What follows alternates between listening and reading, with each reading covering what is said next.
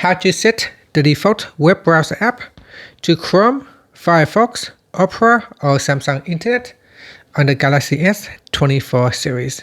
First, tap on the home button to return back to the home screen. From the home screen, swipe down at the top, then tap on the settings icon.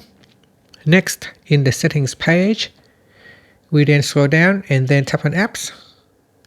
After that, tap on choose default apps. Then tap on browser app. After, you can select Chrome, Firefox, Opera Mini, or Samsung Internet.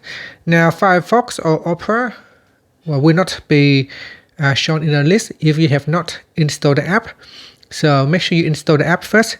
Once you install it, then they will become as an option in here for you to select. And that's it. After, tap on the home button to return back to the home screen. Thank you for watching this video. Please like and subscribe to my channel for more videos.